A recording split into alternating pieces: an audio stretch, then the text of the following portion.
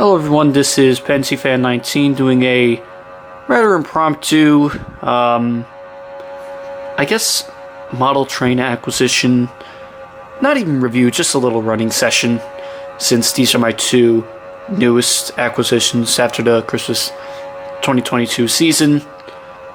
Due to a lot of things going on, I didn't really have the time to run many of these two, and for some reason with the Christmas layout that was posted a few weeks ago, for some reason there's always some sort of trouble right around this region, like around this straight track or this corner, because the layout isn't exactly level, so that causes a lot of connectivity issues for the outer loop. And the BNSF GEVO over here is a brand new acquisition, so it wouldn't really look right to have it pulling a few Disney Christmas cars that was on the inner loop earlier. So now that the tree is removed, I might as well give BNSF a good little test run, give the running session it deserves. And it's also pulling another small assortment of O-gauge cars that I acquired over the O-gauge season, or at least over the 2022 Christmas season. And since I'm not the best at model train reviews per se, and that most of you are really more interested in just the trains running, and less the actual talking, I'll get to that sooner or later, but I'll just say a brief word or two about each of these engines and the cars they're pulling. So starting off on the left, we have the Lionel BNSF ET44AC, specifically number 3738. Now this is a Lion Chief Plus 2.0 engine. Even though it has 6 axles, which may make it a little bit bulky at times to put onto the rails, only I think the outer two most wheels of each axle are powered. The inner ones are only there for stability, which is pretty good. Also, if anyone is wondering why the cab dimension and radiator dimensions are a bit out of place, it's because the radiator holds, let me just take this off real quick, some of the smoke controls, as well as Bluetooth and run or progress. Sorry about that. And then there's also this little plastic horn up here. Unfortunately, it's in a pretty awkward place in which the longer horn is kind of top heavy, and if you try to grab the train in the middle, you unfortunately run into the horn, and sometimes the piece of plastic breaks off or snaps off.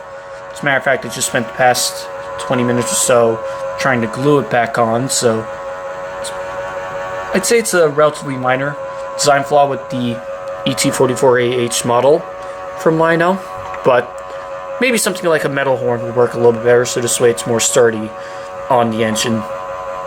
And maybe make the cab a little bit longer if possible, so this way it's at least a little bit more proportional to the hood over here. But then again, the ET44AH model of the GEVO does have the widest radiator of the bunch of the whole GEVO series. So the car behind it is the one that's making that humming sound, if anyone's wondering. It's the only car that technically wasn't acquired this Christmas, but actually back in July, during my Disney World and Florida trip. It's also where I first went on Brightline, and I decided to have this out for the Christmas season since it recognizes the 50th anniversary of Walt Disney World, and fittingly, 2023 is also the 100th anniversary of Walt Disney, or at least Walt Disney Studios. So I have this little aquarium car, not only to celebrate the occasion, but also to represent a good amount of weight towards the front of the engine. Right after that is a New Hope and Ivyland Christmas car. I know it's kind of out of season to have Christmas stuff running in January, but at least at the time when this was recorded.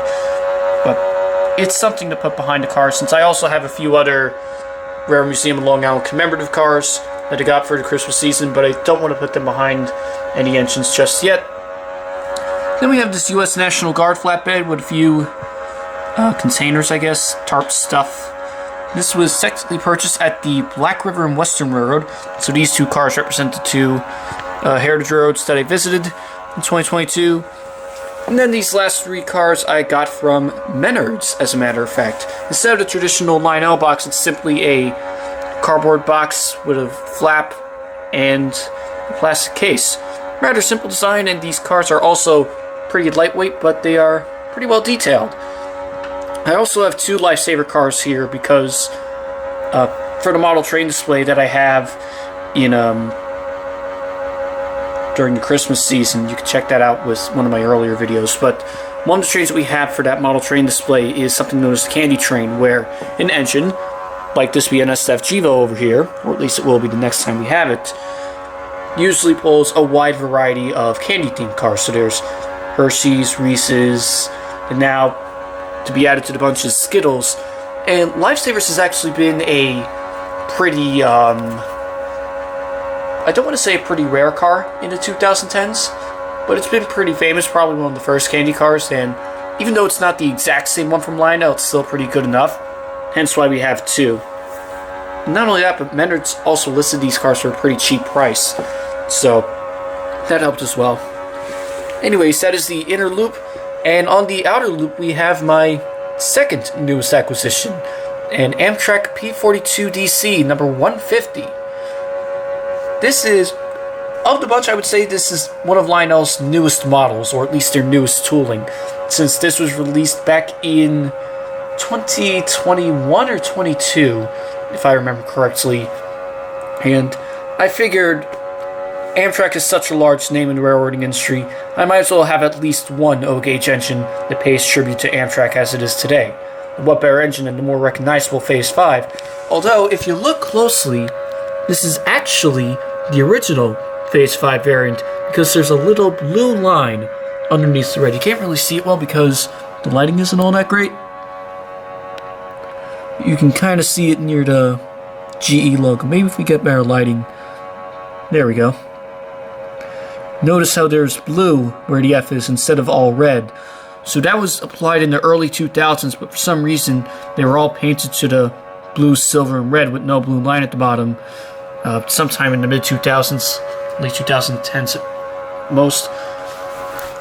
And if you also look closely, notice how it says coach for the side of the Amtrak amfleets, as well as the Amtrak lettering, but no modern-day post-2000s Amtrak logo.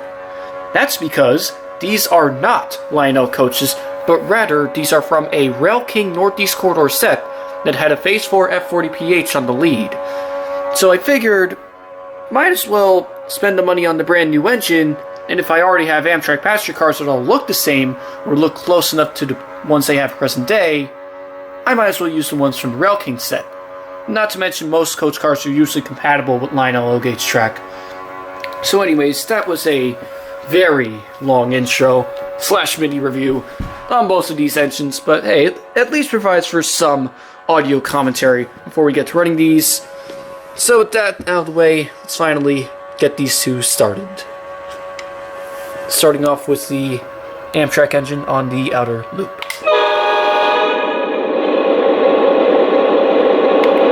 Engineer train 3 to dispatch. Air test is complete. Can I move? Over. Please stand by. Out.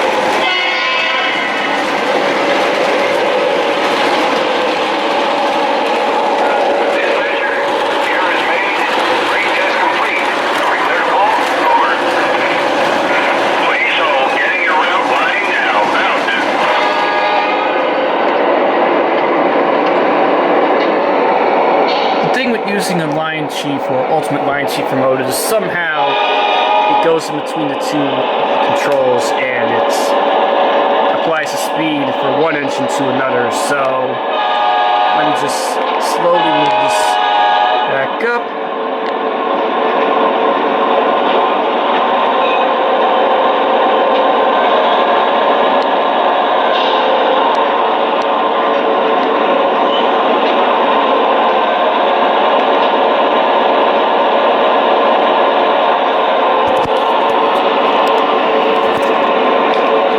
see if the GEVO works first.